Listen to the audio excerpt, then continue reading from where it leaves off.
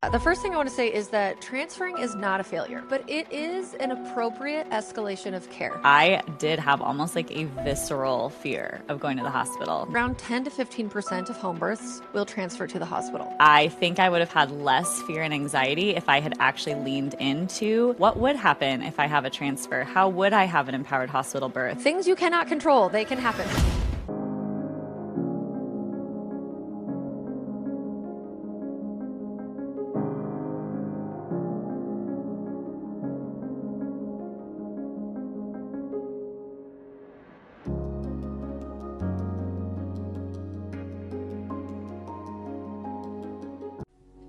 Welcome back to Healthy as a Mother. I am your co-host, Dr. Morgan McDermott, and this is the show for becoming and being a mother, where Dr. Leah and I share our natural women's health and motherhood guidance that you've been looking for through our fresh, functional, and balanced lens. And today we are talking all about transferring during birth if you were planning an out-of-hospital birth, so whether at home or a birth center. We'll talk all about the reasons why transferring can happen, what about risking out before your birth even occurs, but that was plan A, what are the statistics around it, all of the different reasons and the ways to think about this as not a failure, but an appropriate pivot as care has escalated. This is something that brings a lot of women shame, guilt, feelings of disappointment, shock, etc. And I want to really flesh it out, talk about it. How can we prepare ourselves the best for this particular situation, and what kind of outcomes and things we can do afterwards as well. So I hope you're going to learn a lot from this one. Let's go ahead and dive in. We are back, and we are talking about something that happens sometimes a lot, but is not necessarily something people think will happen, which is transferring to a hospital during birth. So you've gone into labor either at home or in a birth center or some other location, and now the decision has been made for various reasons to transfer to a hospital. And Dr. Morgan is going to break this down for us, and I can also share some of my experience because this has happened to me twice. Well, I guess I don't know if you'd consider the second birth as a transfer because I wasn't really in labor. No, but it's something that we'll talk about, which is like Okay, going past dates. Yeah. cool. Awesome. Why don't you take it away? Okay. So if you're planning an out of hospital birth, whether that's at a birth center or at your house, the hospital is not your plan A. It always needs to be on some level of plan B, C, D, wherever it lands. But there is always the possibility, depending on what goes on in the birth or before, that you will end up in a hospital. And so your birth plan will change dramatically because the location and the main providers will become different. So it's one element of those who are planning out of hospital births that like you need to talk about this with your provider, with Mm-hmm. your partner, your doula, yourself, and just say, okay, this is a real reality because in birth, we're going to prepare the best that we can.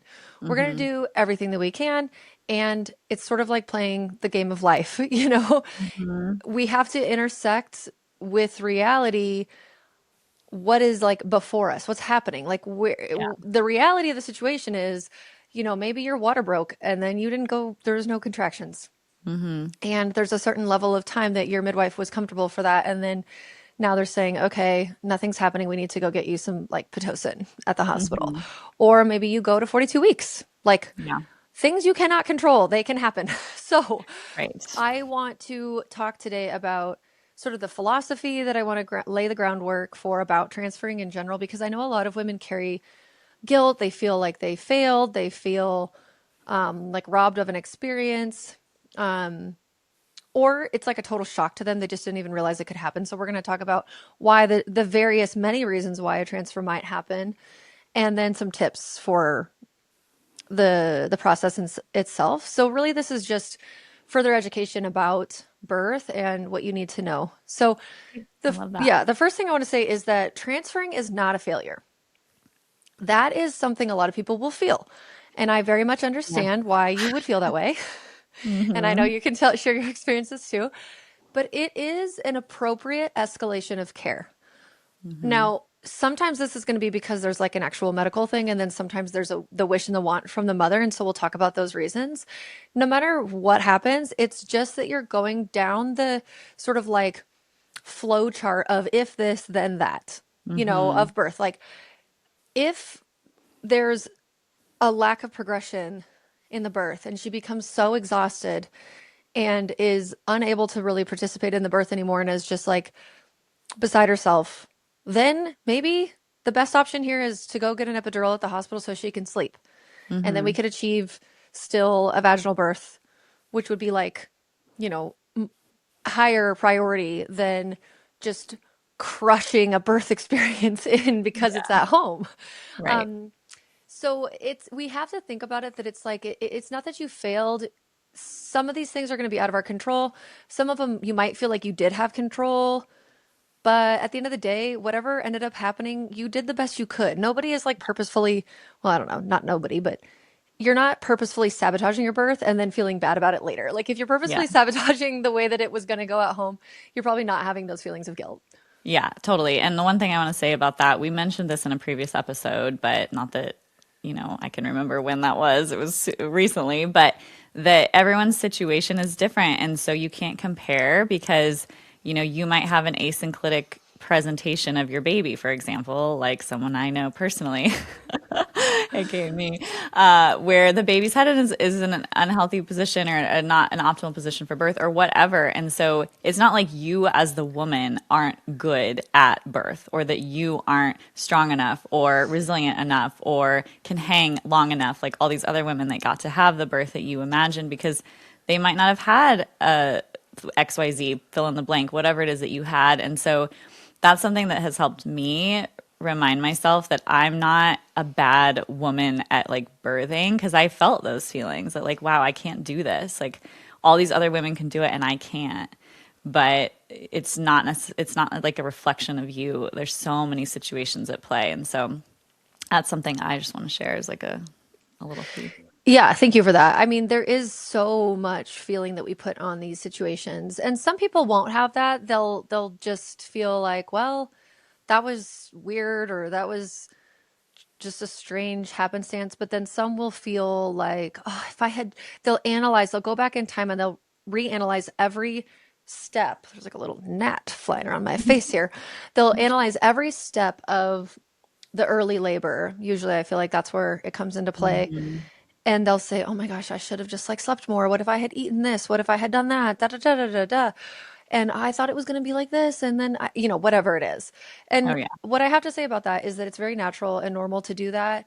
And let yourself do that a little bit, like maybe go there once. And then also just, you have to kind of come terms with the reality, which is that it was out of your control in this situation. You did the best that you could.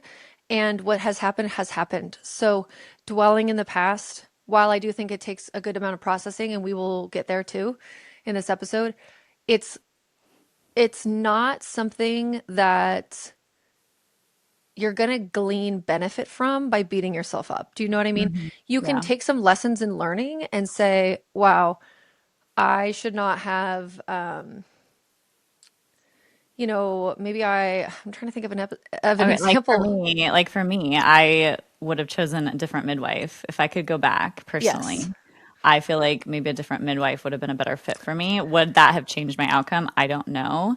But in moving toward my next child, I was more mindful about the questions I asked and like the energy that I knew I would feel more comfortable with. Like the midwife I had in my first birth was more militarized and just like really intense and like, you do this. It doesn't matter what you think and feel, like push against it. Like there was no respect necessarily of like, I don't know, certain things. And that really made me clam up, like I don't do well in that energy, but it's not something I knew I did or didn't do well in, the first time around. Yeah, well, I think she really derailed a lot of the energy of the birth by that comment she made when she came to check you and you were 3 centimeters. And I'm like, what do you mean this is great progress? But for some reason, something about the situation made her say out loud to you, which I think was extremely inappropriate. Oh, this is probably not going to go. This isn't going to work. Like you're only 3 centimeters Hmm. after laboring through the night. And it's like, what are you I talking know. about? I I was laboring for know. 24 hours and I was at 4 centimeters, like not very different. And you hadn't even gotten to 24 hours yet. Your contractions had started at 7 p.m. the night prior. And this was at like early morning the next day. Like, what on earth? I have no idea. And I tried to ask her and explain it to me. So either way, that was a very, you don't say things like that. And then Hmm. everybody was doubtful. And planting the Yeah. seed of doubt in the middle of a difficult time like that is one of the most unprofessional, rude things that you can do because it wasn't even founded in anything. But I do think that Hmm. it, whatever. I mean, yeah, so you're right. Care providers, choosing a different care provider is one of those things that we could maybe think, all right, well, next time I'm going to do that differently. But in the moment, you didn't know. Who knew? We had no idea. So No. it's like, again, we can't beat ourselves up, right? Like, Right. we just did the best that we can all the time. We have to, and that's all of mothering.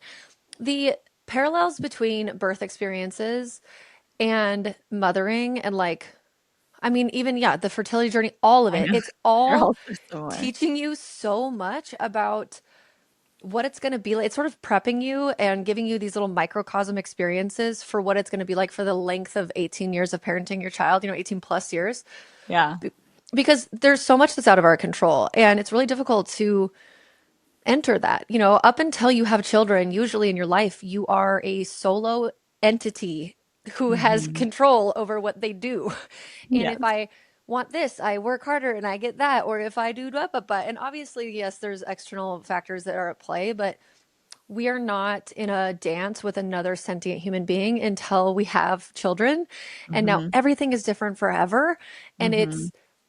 it confronts us in many different ways, and our perfectionism and our idea of control and our like, it can bring up and trigger deep ideas about like worth and blah blah blah that you didn't even know were going to come around. And so this is one of those situations where I think people can be very shocked if they haven't gone there. And again, this is one of my tips later on. But so let's talk about some of the statistics and why transfer happens, first of all. Hmm. So the statistic around home birth is usually that like around 10 to 15% of home births will transfer to the hospital. The number that lands on from the biggest, largest studies is like 11%. So you can just kind of safely say, ish, one in every 10 women who's planning on having a home birth will probably transfer to the hospital on average. Hmm. Okay. Of those 10% of women, let's just say, 20 to 35% of them are going to be first time moms, and only 4 to 9% are going to be subsequent moms, experienced moms. Hmm. So Hmm. this is really heavily, well, wait a minute. Those numbers don't add up to 100. Why is it worded like that? This is I how the don't know. statistic was reported. That's interesting. I don't know what that means, but I There's think a what they, mysterious other percentage of moms yeah, that are not. they're moms that are neither first time moms nor experienced moms, alien moms. I don't know. I don't know. I'll have to go back. Oops, I did just prep this, but that is what the statistic said. So, but I think that the point here is that you're 2 to 3 times more likely to transfer as a first time mom. Hmm. And there's a lot of different reasons for that. You know, your uterus and body having not done it before. And the whole process, it's the first time that your cervix has dilated to 10. It's the first time that your uterus has organized contractions into a meaningful pattern. It's the first time that you have had to get your brain out of the way so that your body can take over and do what it needs to do. It's the first time that you've had to deal with this experience. And I think the gift in subsequent children with birth is you're kind of like, okay, the end game, like how the Hmm. intensity points at the end of what's going to happen. So then all the early phases feel like cake. You're just like, whatever. Yeah. Whereas when it's the first time, you're like, is this transition? And it's like, no, you're like 2 centimeters. But Yeah. you have no idea. You can't, there's nothing relative for you to compare it to. Hmm. Um, and that's all of first time motherhood, honestly. Like every single interaction you have with your baby, is this okay? Why are they breathing like that? Blah, blah, blah. Having Hmm. more children is so much more calm in a lot of ways. So just know Yeah. that for anybody who's planning on this and they're like, I can't do this again. Okay, it's not going to be like that again. It will be vastly Hmm. different because you have experience. Yeah. Um, and then for some reason with birth centers, there is a higher percentage of transfer. So it's more in the like 15-16% range. Although I did find one statistic that said it was 18%. So Hmm. I'm not sure why that is. It may be a Probably there's combination. more like they just have more liability fear. Like I feel like midwives, if you choose to be a home birth midwife, that you have more, you are willing to accept more risk maybe than somebody who's not a home birth midwife because you would be a home birth midwife then. I feel like if As we're talking about birth and postpartum support, I want to share an underrated tip with you. That tip is to continue taking your prenatal. Pregnancy and postpartum are the most nutritionally demanding phases of a woman's life. Many women stop taking their prenatal after birth, but we recommend taking it for at least the first 9 months postpartum or the entirety of the time that you're breastfeeding. My favorite prenatal is Needed's Prenatal Multi, and it's the most robust formula that I've seen in the market. It contains bioavailable nutrients in their evidence-based dosages, well above the bare minimum that a lot of prenatals settle for. Their quality standards are top tier with transparent third-party testing and over 10,000 practitioners now recommending the brand. And now we have the results from their IRB approved clinical study that confirm the results of what we've been seeing clinically. Women who take the prenatal multi have significantly higher blood levels of critical nutrients for pregnancy and postpartum. This includes vitamin D, B6, B12, riboflavin, vitamin K2. Only women in the needed group reach the adequate, sufficient levels of vitamin D. Vitamin D plays a big role in your immune health, your mood, and your energy production, all things that are really important during your postpartum season. And while there's many different ways that you can support yourself postpartum, continuing to take your prenatal is a really simple, easy way to cover all your bases. It's one of the most impactful habits that we can have, and Needed makes it easy. Learn more about the study at thisisneeded.com/thrive and use code HEALTHYMOTHER to save 20% off your first order. Yes, healthy mother, like a little affirmation for yourself. you're in a We'll birth see. And I hear what you're saying with that, but I kind of think it's the people, because it's like they don't want to commit to home birth for some reason. They want to commit to this like middle ground. interesting. So Yeah, maybe maybe a little there's, bit of both. yeah, maybe there's a piece in there because they're like a Yes, little because they scared. are a There's like a little little fear scared. there Yeah. of something. Who knows? There's a lot of factors. It could also be because like in a lot of home birth, or sorry, birth center situations, there's like a group of midwives. So maybe like, you don't connect as well with your one of them, and then they're the one that's your primary on your birth, and I don't know, like wishes and desires get lost in translation, like who knows. Whereas when you have a home birth, it's like one or maybe two midwives, but they've been with Hmm. you through your entire care. Okay, the most common causes of transferring from an out of hospital birth to the hospital are a slow labor, or like, failure to progress, exhaustion on the mom's side, and then mom's wish for pain relief. Hmm. And they all kind of go together, right? Like you can see how all three of those are sort of probably in the same situation. Like Yeah. unusual would it be for there to be a maternal wish for home birth transfer if everything was going like quickly and well and stuff, unless there was a medical issue. But so Hmm. it's these moms that, and are usually first time moms, who like just, it's been 2 or 3 days, Hmm. or you've been vomiting like you I could know. not there was Like no for me, way. it wasn't the pain that I would have needed. It was like I was so depleted because Yeah. I'd been throwing up and not eating and not sleeping. It's like I could have kept going if that wasn't the case. And that was so not something I thought would happen. Like I had no prep for that. And yeah, it's We just couldn't get it to stop. Like we couldn't get any no. nutrients or water in you. I mean, you probably would have benefited from an IV, but even then it's like it was the strangest thing. That was, And again, my midwife didn't give me one. And I'm I like, know. why didn't you give me Yeah, she one? should have. That I think I was know. another It's like misstep. you're in such like a la la land in pregnancy too. It's just like, oh, Well, and why I are didn't think you? about it either. I don't know why I didn't think about that. Like why, yeah, you needed an IV. You were probably getting very dehydrated. Hmm. So, anyways, let's talk about there's sort of two phases here in transferring. There's getting risked out before the labor even happens. And then Mm. there's transferring during active, at some point during the birth. So the reasons why you may get risked out of your planned out of hospital birth would include things like going into labor before 37 weeks or after 42 weeks in most Mhm. states. Some states have a little bit more leeway, or the midwife has a little bit more comfortability, Mhm. or say, or push and pull with things. But most states have this 5 week block of time where you can have a baby at home or in a birth center between 37 weeks and 42 weeks. So, I mean, if you are like 36 and 5 or 36 and 6, water breaks, you're having contractions, midwife is going to say, I am so sorry. I cannot tend you. You have Mhm. to go to the hospital. And it's Mhm. because of their license. And this is where the free birthers are like, it's so dumb to have to birth with somebody who has limitations based on their license, and we should just do it ourselves and blah, blah, blah. And I mean, I get that. I think that there should be loose licensure like that, but then there should be individual maternal, or like the family's wishes that are taken into place that can supersede the law, where it's like, I get that you think that this is risky, and I'm going to sign documents and paperwork that are going to protect the provider to say, I'm never going to come back and sue you if something bad happens here. Yeah. I still want you to do this. Yeah. Or on the flip side, which is much more common, it's pretty rare to go into labor spontaneously before 37 weeks, unless there's like something going on or you have a premature labor pattern. But typically, it's going to be on the other end. It's going to be Yeah. women getting to 42 weeks and there's no signs of labor. Gosh, I'm so out of breath. I feel like I'm I running a know. marathon talking to you guys. I apologize. Are you getting your iron up? Make sure you add that. Oh Shameless my needed plug. There's not iron in the needed prenatal. You have to add it separate. We did that on purpose, but if you aren't getting the iron separate, make sure that you do that, especially if you need it and or you're pregnant in the second or third trimester. Just throwing that out Yes, there. I'm glad you're saying that because I do forget it. I have it sitting next to my makeup because I'm like, oh, I'll take it in the morning. But then I Yeah. convince myself not to take it because I'm like, well, I just drink coffee or I haven't Do it eaten at enough night. food. I think it's better at bedtime. Yeah, typically I do. But then Hmm. recently, what I've been doing is taking my prenatal like right before I go to bed. So then I'm like, I can't Oh, do that. But anyway, whatever. It's just pregnancy is a thing. congrats. Mm. But it is much, much, much more common for women to gestate on the later side of things. And I'm not going to go into all the details, but basically, when due dates were calculated by an equation long, long, long ago, and they've never changed these guidelines for how we calculate a due date, it is just not the most accurate day of actually when babies come.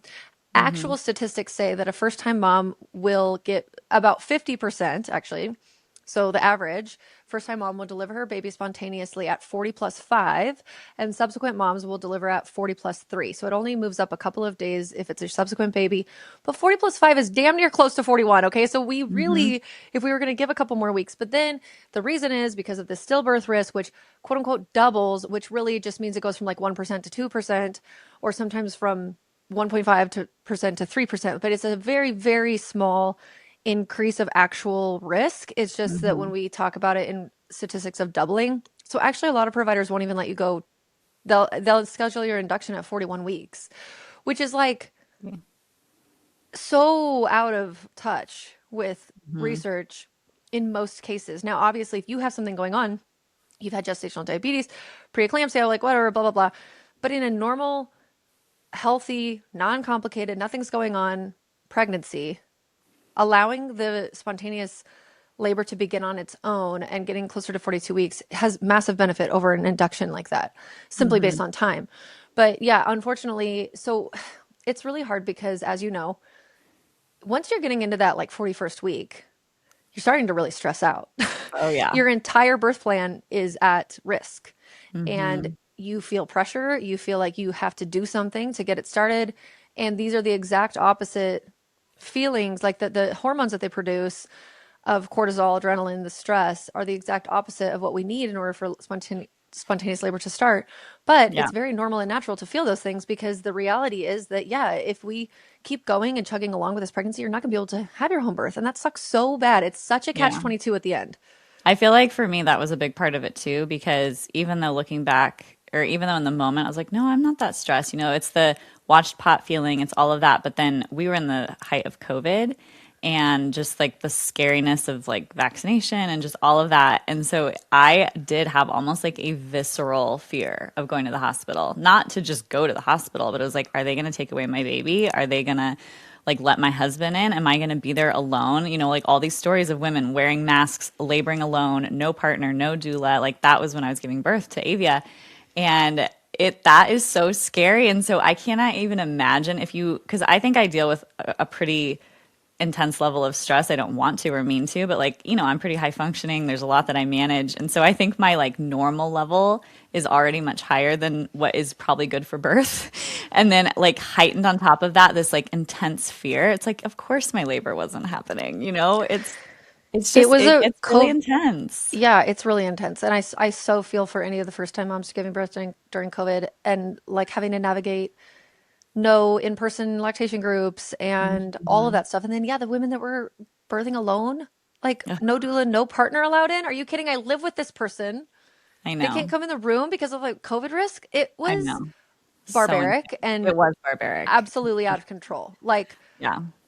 it made no logical sense. These Mm. people live together, yo.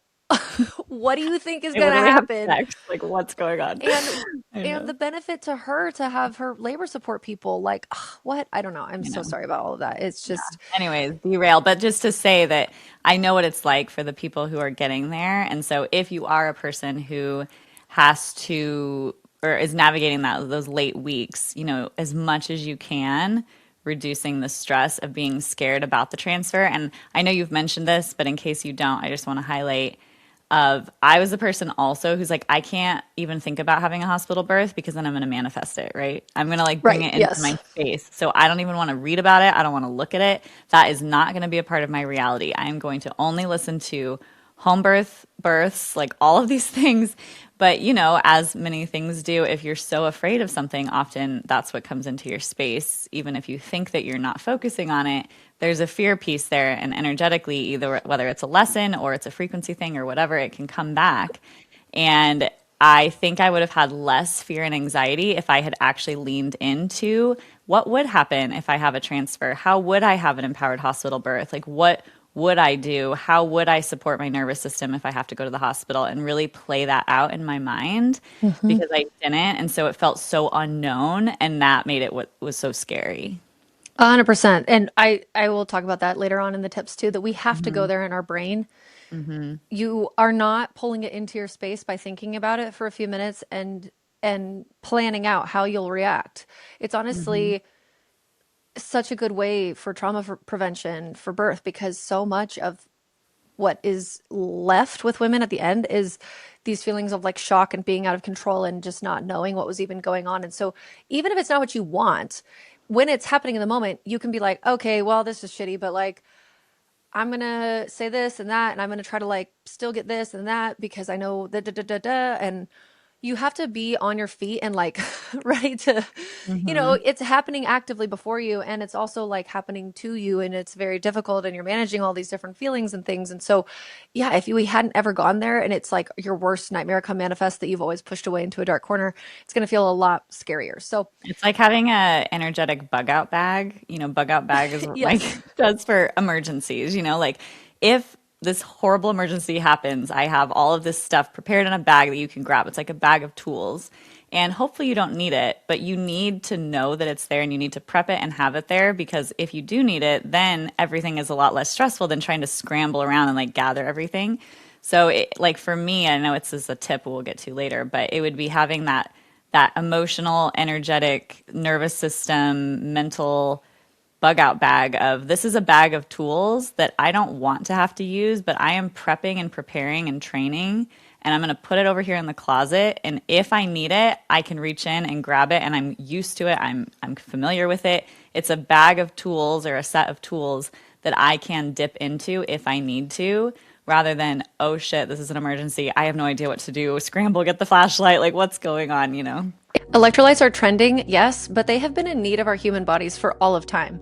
And if you're drinking another popular and delicious salty electrolyte, here's why you should be drinking Relight instead. First of all, have you ever considered the salt source of these other brands? Because most of them just use table salt. Yeah, table salt. You don't want that. Redmond's Relight Powders uses their unrefined ancient sea salt that they mine in Utah. This salt source contains 60 plus trace minerals along with calcium, chloride, potassium, and magnesium in two different forms, glycinate and malate. The minerals that they use in the Relight powders are all in the appropriate proportions and forms, too. The metabolic needs of pregnancy, healing postpartum, and milk making require more minerals than in other times of your life. Pregnancy itself demands huge increases in your blood volume, which takes, more minerals. Relight is the perfect blend to be sipping during your pregnancy or during your labor even, and especially while you're breastfeeding. It tastes amazing and my favorite flavors oscillate between mixed berry, lemon lime, and the strawberry lemonade. But you can try a sample pack and try all the flavors for yourself and see what you think. Use code HEALTHYMOTHER to save 15% on your entire Redmond order. That includes their OG sea salt,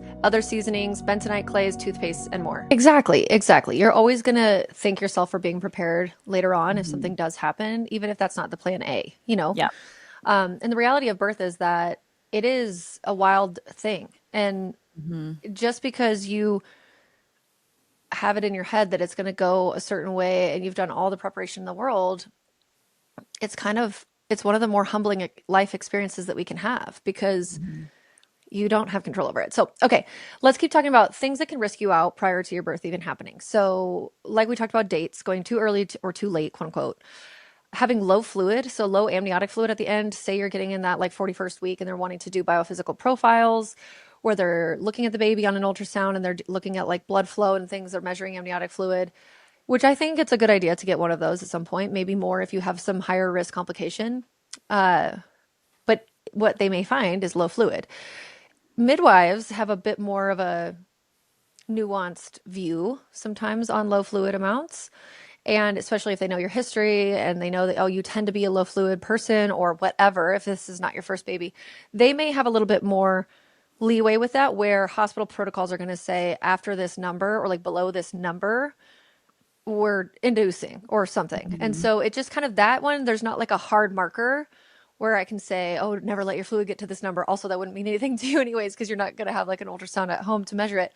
But it's also something that we can't really control about. It's not because you're not hydrated. Okay. It just Mm-hmm. happens at some point. It starts to reabsorb. And there is risk to the baby if it gets too low, but it's also normal. It's like kind of a Mm-hmm. normal end stage thing. That one's a hard. That's hard. Mm-hmm. Mm-hmm. Then high blood pressure or preeclampsia at the end of labor, or sorry, at the Yep. end of gestation, so at the end of your pregnancy, those ones make sense. There's real sequelae that can happen from that, and it's like you probably need more monitoring. You may need more meds. We may not be able to wait 3 or 4 days to get this baby out, whatever is going to happen. So, Mm-hmm. a breech or transverse presentation. So transverse meaning like they're horizontal, like their head is on the left side of your body and their feet are on the right side. Obviously, not a great way to come out of the vaginal canal. And then breech in most states is not legal in an out of hospital setting. Mm-hmm. Sometimes you can find different situations, but it's definitely one at the end that will get a lot of people, and it's a real shock because everything was fine. Baby was head down, head down, head down. Oh, now you're 40 weeks, 41 weeks, and we reassess baby. You're having your prenatal appointments weekly at that point, and oh, the baby's breech. It's like, oh crap. Or maybe Mm-hmm. baby was breech, at 32 weeks and they just never turned. You tried Mm-hmm. an ECV, which is an external cephalic version. You tried acupuncture and moxibustion and homeopathy and chiropractic, and you did all the things for weeks and weeks and weeks, and your baby just would not turn no matter what. Mm-hmm. Um, Dr. Stuart Fishbein is like the guy for this, and he Mm-hmm. teaches reteach breech seminars all over the country to providers so that they have an understanding and the skill to do vaginal breech. He has, we have a podcast episode with him that we can link. Also, we have a podcast episode called The Wisdom in Waiting that is about that idea of waiting for labor to happen at the very end. And you also in that one talk about the wisdom in waiting during the infertility journey and like the Mm-hmm. 2 week wait. And so that one's helpful too for those that are getting closer to the end there waiting to go Perfect. into labor. So I had forgotten to mention that earlier. Okay, another one is that maybe you find out really late in the game that you're having twins. And again, that's Oh. something that you can't have because of the legalities. Mm-hmm. Maybe you had a low placenta that they were tracking and were hoping was going to move and it just didn't move in time or Mm-hmm. enough. I mean, it just didn't move enough. And now they're thinking this is not safe to attempt a vaginal birth at home or in a birth center. We need to be probably in the OR ready to do a cesarean. Maybe sometimes OBs will allow you to attempt a vaginal birth with a low placenta, depends on how low it is. But Mm-hmm. then if there's any signs of like, oh, we're starting to hemorrhage or something, then they're gonna get the baby out real quick via cesarean. Mm-hmm. Things like gestational diabetes in some cases not. Most of the time, yes, but again, that one's nuanced based on your state, based on your midwife. Intrauterine growth restriction. So this is something that also is usually found out a little bit too late. The reason why that one is risking you out is because you are going to go to be induced usually like 36, 37 weeks, so early, and you'll need to be induced. And so that's going to be in a hospital setting because the baby's not growing anymore or too slowly, and the safest place for them is to be outside and Mm-hmm. starting to grow on the outside and nursing and things. Because something's going on with the placenta, the cord, whatever it is. Okay. Mm-hmm. Another one is infection. So, like, for some reason, you just developed an intrauterine infection, or something like you have an active herpes, a vaginal herpes infection at the end of your pregnancy. They're not going to allow a hospital or, sorry, a vaginal birth in that situation. We're going to do a cesarean. That's Mm-hmm. because we don't want to infect the baby with herpes, which makes total sense. And since herpes is kind of a come and go infection, it's it could just like come up at the very end. It's like you've been latent, and then all of a sudden Mm-hmm. it just comes up at the very end, and you're like, "Ugh." Like, Mm-hmm. ah, but you So have to hard. I transfer because know. we can't do that. So, um, those are some of the reasons that might happen before your birth is even happening. And so now, to talk about the transferring during birth, do you have any questions or comments there before we do No, this? that was great. This is another educational school day of, I learned so much too. Great. Welcome to class, everybody. Sit down. I know. I like really want to know. I'm like, are people into this? I know one of my patients, I think she found me through the podcast and she's just like, I want to learn every single thing that I possibly can. She's like, I binge your podcast. I want to be like a doctor without being a doctor. And it was just so cute because I guess some people really do love learning all of this stuff. I find it fascinating. Hopefully you Yeah. guys do I mean, too. I only ever really hear positive things too. I feel like if it's too much information, those types of people just won't listen to it. Yeah. Like they'll just kind of move on. But those that are thirsty to know it all are going to Hmm. be like, thank you for going into this. Because I'm not aware of another podcast that is similar where they go into like such detail. I'm sure that it is. I'm not saying that we're the only ones, but I'm just not like aware of. Probably because they actually do it in courses and we just give it all away for free. True. Like, we're not aware of any other marketing platform of a podcast that just gives out all the information for free. It's us. We are it. It's so true. Buy our courses, you guys. Yeah, That's how seriously. we stay Support afloat. us. That's so funny. Okay, so let's talk about the reasons to transfer during birth. So there's sort of like two different main chunks of reasons that we can look at. There's maternal reasons and then there's fetal reasons. So on the maternal side, let's say that like your water breaks, you're 40 weeks, 5 days or something like that. You're walking around, you're not really having contractions and boom, your water breaks or you're Hmm. earlier, who cares, whatever phase you're at. And you're like, oh, okay, labor's going to start here soon. And then sometimes it just doesn't. And this is actually one of those birth nuances that I wish I knew more about. But every time I ask a provider, it seems like the answer is the same thing, which is like we don't really know why that happens. And sometimes we can get contractions going and they'll try all kinds of different stuff. But at the end of the day, like it's just a crappy thing that happens sometimes. And Hmm. now the risk, the reason why there's an issue here is that you're up against the idea of infection. That Hmm. amniotic bag is protecting baby, it's protecting your intrauterine environment. Um, this the mucus plug of the cervix is too, and sometimes you don't have to be very dilated for your water to break. You can be like half a centimeter or almost completely closed, but the membrane pops and fluid is, it's clearly fluid. If you're not sure, you can go to the hospital and get something called a Fern test, where they'll look at the amniotic fluid under a microscope. And amniotic fluid, when it dries, like a drop of it on a microscope, it looks like a fern, the way that like the little crystals kind of go out, whereas just cervical mucus or urine or something like that won't do that. And so Hmm. sometimes that's how they can tell if they're not sure. I had to do this actually with my first birth because I thought my water was leaking and it wasn't. I was just starting to have like some very thin cervical mucus because my cervix was opening. I went into labor that night. Hmm. Um, anyway, so that is just a shitty situation because Hmm. what can you do? Like all you can do is try to get contractions going. Maybe if you're working with a midwife, you do some quick castor oil or something like that, or you try to it's tricky because they're not going to want you to introduce. Some of them are going to say maybe sex is fine. Some of them are going Hmm. to say, the bag is broken now. We really want to prevent infection. We don't want to do cervical checks. We don't want to have anything going up the vagina anymore. So that's a bummer. That Yeah. one, sometimes you just have to go and you have to get induced because we're up a time, say it's been 2 days, 48 hours, and you're like, your chances of infection are just going up and up and up and up. Okay. Right. As we had talked about, another maternal reason would be like an exhaustion or a stalled labor. Like it's just not progressing. You're having contractions, but you're not having cervical change. So Hmm. maybe the baby's in a wrong position, asynclitic, OP, so occiput posterior. Maybe they're very large. Maybe, there are lots of different reasons. I feel like fetal positioning is a huge one here. Hmm. And this was Yeah. one where maybe people will look back and say, oh, if only I had done blah, blah, blah. If only I had known. And yeah, I can understand why you would think that because I have that with some of my own births where I'm like, Hmm. why did I not, or your birth even, like, I know.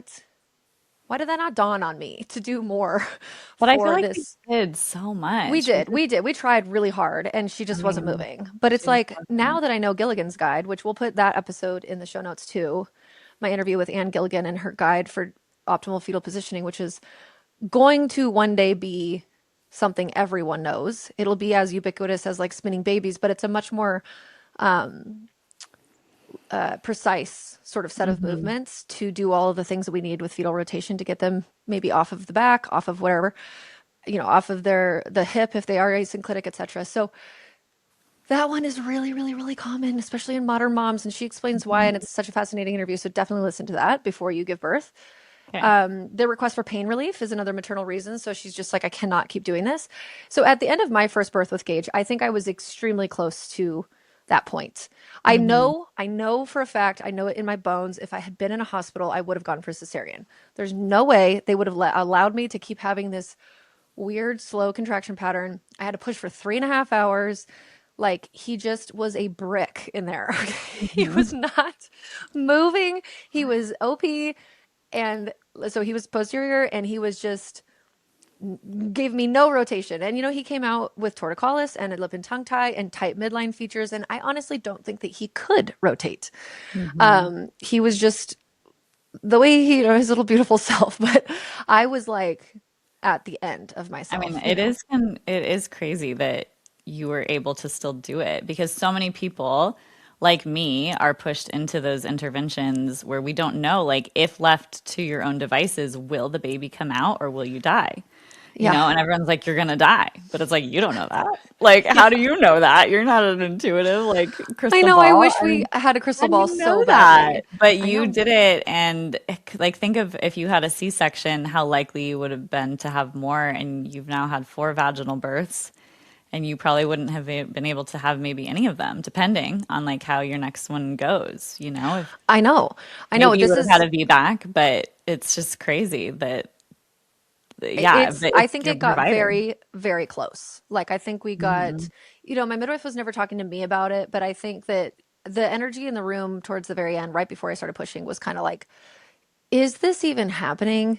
Like, what Hmm. is going on? I was at Hmm. 9 centimeters for like 5 hours. Like I was Hmm. just, there was a lot of strange things that were going on. And I think I was exhausted. Plus, he was in a weird position. Plus, he was large. Plus, first time. And yeah, I do. I'm so grateful that she just kept allowing me to keep going.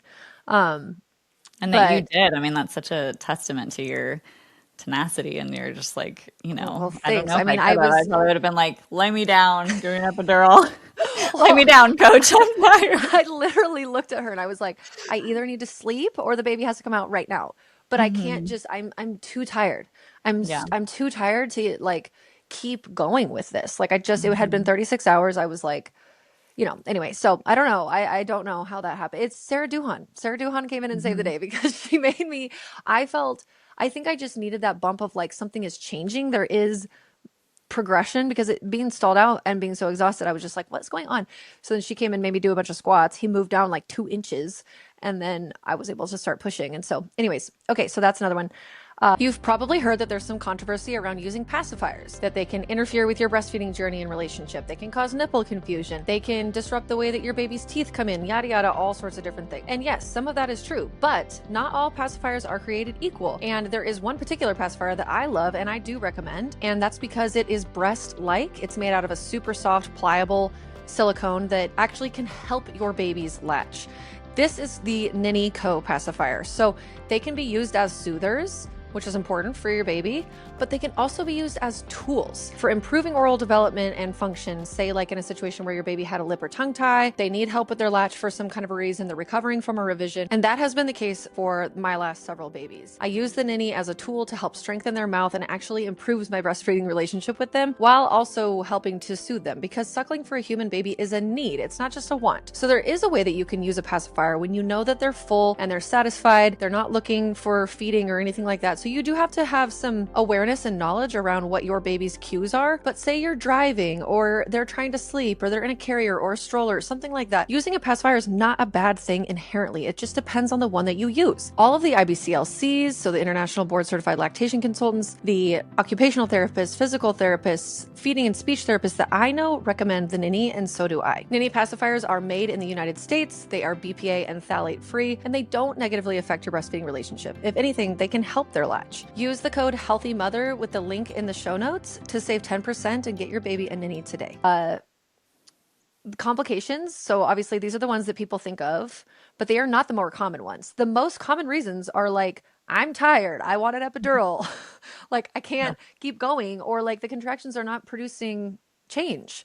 Hmm. So it's just what's going on here? I don't know what's going on. Maybe I need to relax with an epidural. Sometimes we do, we hold ourselves very tight. And in getting an epidural, we can relax and our pelvic floor can relax and we can finally start to dilate. Like that's a real thing.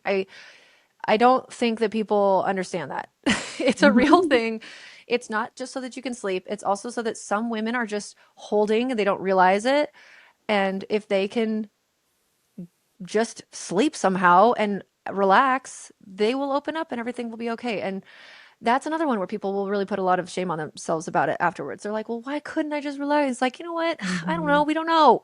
In that moment, you Hmm. couldn't, okay? And you tried really hard. Like, did you Yeah. not? Did you not? Like, you gave it your 100% all. And they're going to be like, yeah, I did. And you're like, okay. Then it's like you're coaching a kid, who loses a Yeah. soccer game or something. And you're like you did your best. Like, what do you want me to do? Like, you really tried. And for some reason, it wasn't happening. And yeah, it's a tricky thing. It's like I think about there are people who are anti tongue tie releases. Hmm. They think it's all to do with just like body work and you can like unwind generational trauma and then like the tongue tie goes away.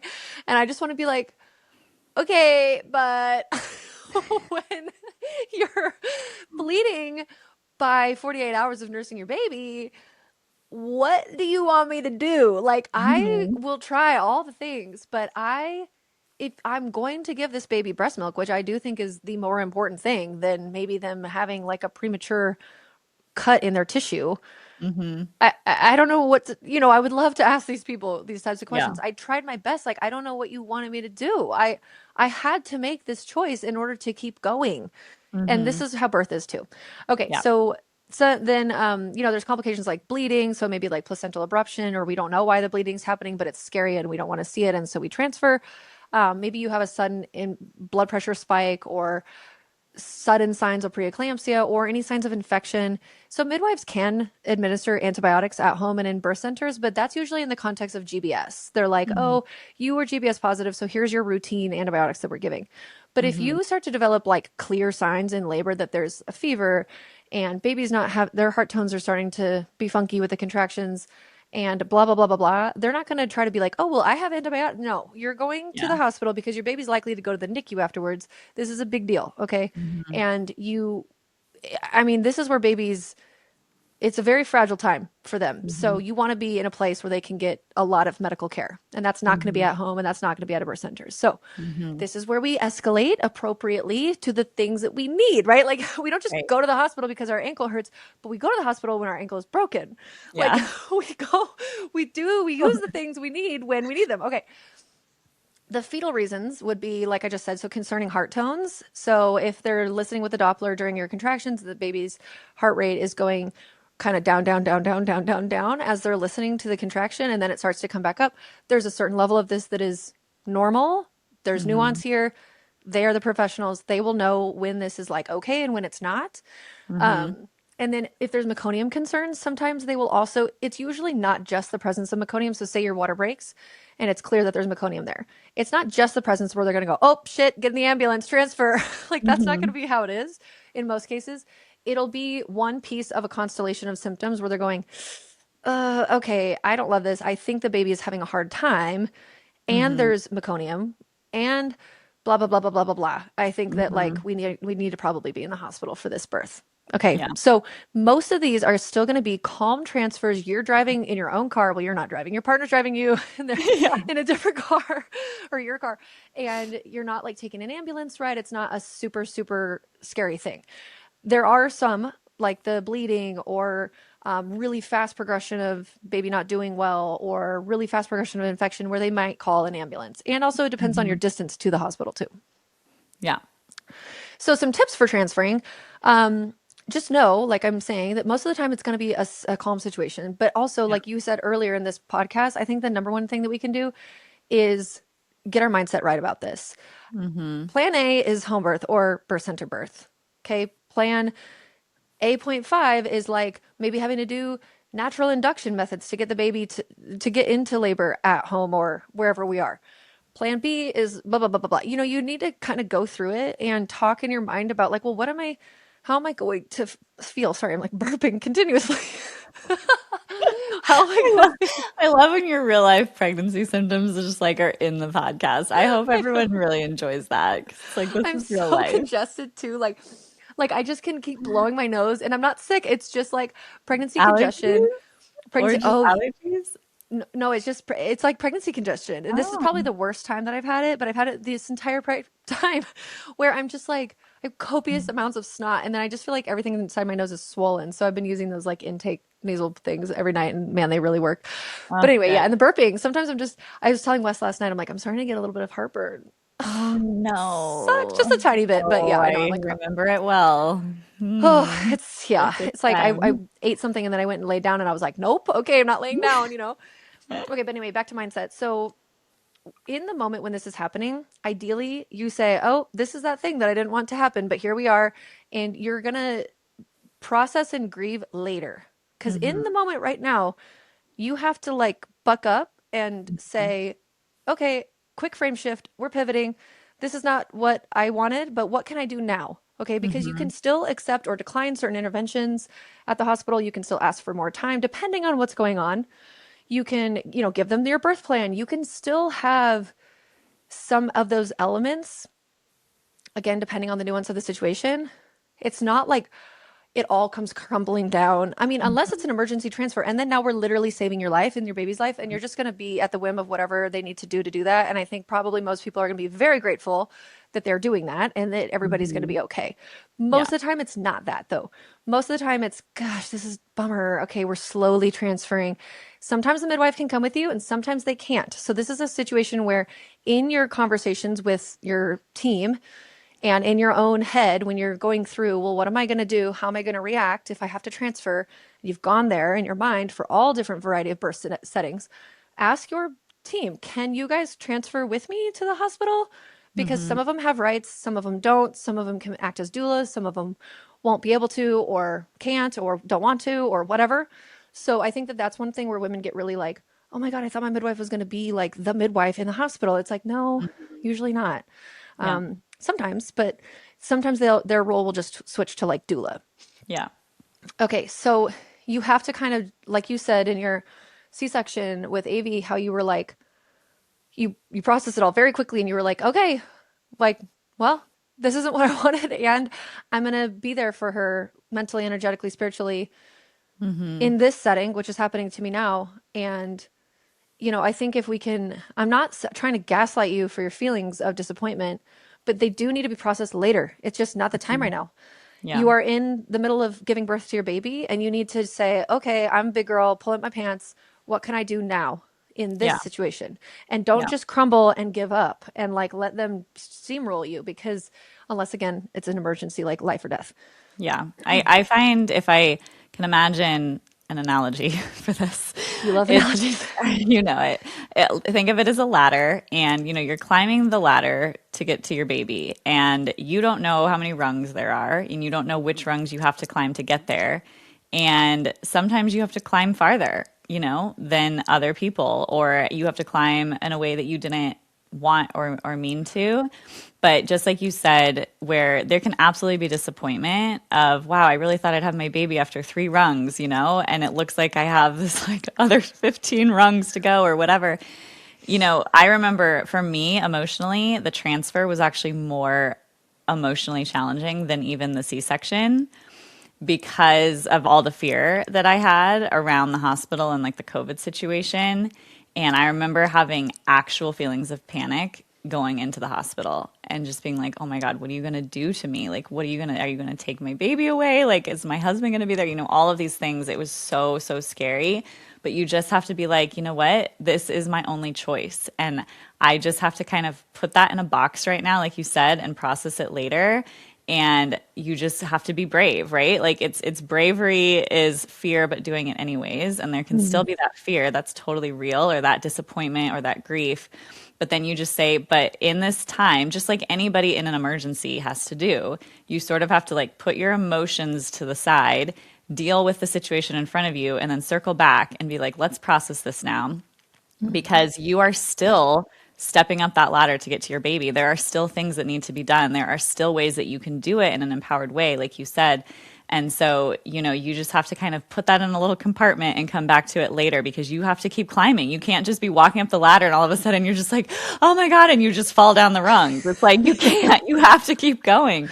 And yes, you thought it would be here in 3 rungs, or like not spiky rungs or any of the things. It's like you just have to keep going and doing the best you can at every point.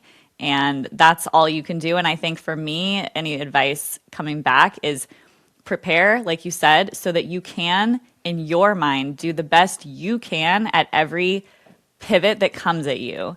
Because that's where I personally think you'll find peace at the end of the day. It's not what happened to you and it's not the outcome. It is how you felt in every moment of those pivots. You know what I mean? 100%. 100%. Empowerment. That's what empowerment is. Yes, because if you feel like you were still an active player or involved, or at least, a consenting, informed consent situation to whatever it was going on, you're going to walk away feeling a lot less disappointed, I think, by the whole Yeah. thing. And I'm glad that you mentioned that about like the panic before getting to the hospital, because that's really common. So, some of the things you can do, practical tips. Your midwife says to you, we're going to the hospital. Okay, sorry, this isn't happening, whatever, blah, blah, blah. You say, okay, you have 5 minutes of sadness around it. And then you say, all right, okay. And in the car ride, some of the things that you can do that are really helpful would be to block out the sensory experience that's happening. Whether or not you think you're going to be affected by this, you will. So just take my word for it. You will. Mhm. If you can wear like an eye mask, if you can listen to Bluetooth headphones, this is where Bluetooth headphones have a purpose. I know that they'll give everybody brain cancer one day, but right now we don't care about At the that. time. Yeah, because it's not the time. Because you don't want cords. You want to just be able to get as quickly into your labor land headspace as possible. And the flashing lights of traffic and what's happening and where you're going, and then seeing parking and seeing everything, is a very heady cognitive thing, and is only just going to continue to remind you that this is not what you wanted. And so you can use this time in the car. You're still going to be having contractions. You're still in labor. Like, you're still having to deal with all of this, that you can be as like present to that whole situation as possible to continue to keep it in this good cascade of hormones. We need to Hmm. protect that as much as possible. We need to protect your headspace as much as possible. So say you arrive to the hospital and it's like, yeah, in order to like walk up to your room, unless you're getting wheeled in a wheelchair, which then you can keep your eye mask and your headphones in. But if you're going to be walking on, yeah, you're going to need to take your eye mask for a minute, and you're just going to say to yourself, I am like going to just get through this until I get into the room, and then I'm diving deep headfirst back into my labor land, like juicy soup that I've been working on for hours now and I've been living in, and I'm going to let my hormones click back into place. And this is not going to be a stop. This is not a stop sign. This is like a Hmm. yield. I'm merging. I'm merging Yeah. back onto my, And if I you kind have a choice, like you said, if someone's like, "Do you want a wheelchair?" Yes, take it so that you can keep your eye mask on and you can like do those things, because I think a lot of people are like, "No, I can walk," but it's like it's not that we don't think you can walk. It's that then you can stay in that labor land like you're talking about. like the only time I'd say that that wouldn't be a good idea is if your contractions are so intense that that sitting position is like Mm, excruciating, then maybe you need to totally. walk. Okay. It's like, but you're going to do whatever is going to feel best for you, but really protect your car transfer into hospital transition, because yes, it's not fun. It's derailing. Find a corner, let your partner and everybody check you in, because they're not expecting you, right? Like, you were not a patient. It's not like you've had all the registration done. So it's going to be a little bit of time. If you're super far into your early labor, or is this before birth has happened, this isn't as important to you. But if you're in active labor, this is very important. Or even in like good, strong early labor. Okay. We have the hospital crash course. You're going to have to listen to our Hospital 101 birth or podcast episode, hospital birth podcast episode. There we go. Keywords. And listen to that. And again, this is just in your preparation. Hopefully, you aren't going to go to the hospital, but if you do, here's some things to think about, because you're going to have to start to wrap your mind around that.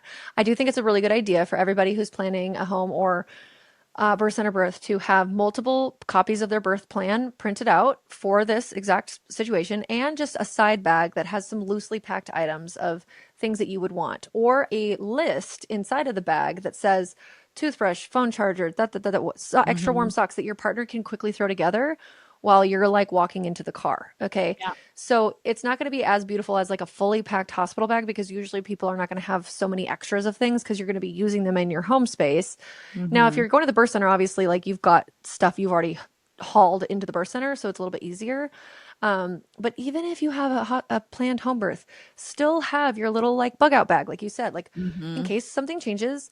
I don't want to be completely supply-less, tool-less. Like print many copies of this birth plan that you can give to the nurses, and if the shift changes, you can give it to the new nurses and whatever. Hmm. Um, and then the thing I'll say is that for afterwards, like you've mentioned now, after the birth has gone on, make some specific dedicated time to debrief what's happened with your midwife, with the team in general, sort of the timeline, asking any questions, whatever was confusing. There's a wish and a want to understand, like, was this necessary? Sometimes it'll Hmm. be glaringly obviously yes. And then there's going to be a lot of people who are in that gray that they're like, I don't really know. Like, I don't know if this Hmm. was necessary. And I kind of wish this didn't happen. I wish that we didn't do this, or I think everything would have been fine. Or, there's also the situation where someone's pushing for hours and it's like, baby's just not coming.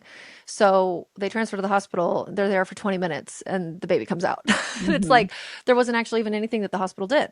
And Yeah. so in those situations, they're like, oh, God. But again, you guys, though, in that moment, it felt like you needed to. It felt like you Yeah. needed to do what you needed to do. And so Hmm. maybe you write the story down or you just talk about it at length and you sort of process and figure out in your mind what it was that happened.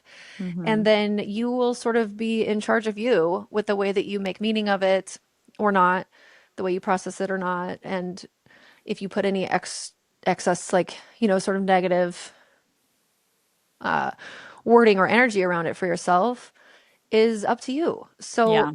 I mean, it is our responsibility for the way that we are going to process these things. You can feel really angry if it's, especially if you end up concluding, no, my midwife was like lazy and tired and Hmm. this did not need to happen and this was such an annoyance. Like that happens sometimes too. And it's like, Yeah. okay, then at the end of the day, like that just really sucks. And like you did the best that you could and you felt like you couldn't stand up to her. You feel like you couldn't say no. You felt like she was manipulating you or whatever was going on. There's different things. That is one of the sequelae that can happen too. So anyway, there's kind of my like, again, Yeah, I and tried. I'll just add two last Yeah. things. I know you have to go soon, but if for anyone as like an actual tool, homeopathy is really helpful. If Yes. you feel frightened, like I should have done this in mine, where I literally felt frightened of the hospital. I should have taken aconitum, which is like fright, like you literally frightful. It can just help process and move through that. And then if you're feeling a lot of shock and grief, like, oh my God, this just came out of nowhere. I didn't expect this. I'm having a lot of grief that came from shock.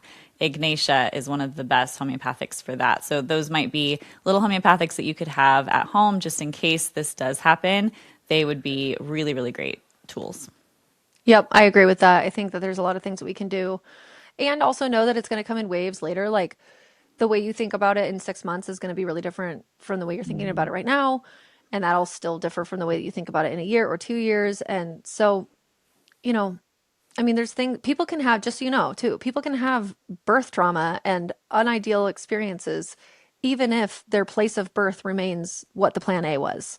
Yeah. Like, we're not immune just because you got to stay at home. Like, Yeah. And you and I might think have people less forget that. trauma. You might have less trauma because you did Yeah. this. So these are the kind of things that you have to find the golden nuggets of whatever it is, whether it's a soul lesson or it's a save your baby's life or Yeah. a deep soul like experience or whatever. Like you might have saved yourself a lot of trauma by doing this. So it's not always that transferring is a bad thing.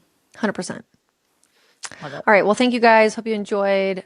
Hope it's not something that comes into your sphere of necessity, but also maybe you're listening to this and you know a friend who's had this experience happen and you can be more helpful to them or understanding or empathetic or whatever it is, or you can even send it to them because 1 in 10, I mean, it's going to happen a lot if you've got a lot of people and friends in your life that are planning out of hospital births. Hmm. There's a lot of feelings around it. So, okay. Anyways, Till next week. Bye. Bye. Are you pregnant or you're trying to conceive and you're looking for reliable natural health information about how to have a healthy pregnancy and also prepare for the future steps in motherhood to come, like the birth, the breastfeeding, and the postpartum? Because I have got you. So this is exactly the reason why I made the 6-week pregnancy call. And it's my most comprehensive resource. It's the thing that I absolutely love. I've poured my heart and soul into it. It's all of the things that I wish that every woman knew when they are entering motherhood. It's a pregnancy health course, birth prep series, breastfeeding 101 class, and a postpartum planning course all in one. And normally I run it as a class with live Q&A calls, but now it's available in a content-only format so that you can purchase it at any time and start learning immediately. It's called the lessons-only format, and it is just only all of the video lessons that you'll get access to for forever. So log on to milkmedicine.com/lessons-only or check out the link in the show notes. In order for others to hear this information, please leave a review with Apple Podcasts, subscribe, and share with a friend who would benefit from this content. Please remember that the views and ideas from this podcast are for informational purposes only and are not intended to be a substitute for medical care of any kind, including the diagnosis and treatment of any disease. Consult with your provider before integrating any of this information into your own healthcare plan. A healthier future starts now, and it starts with you.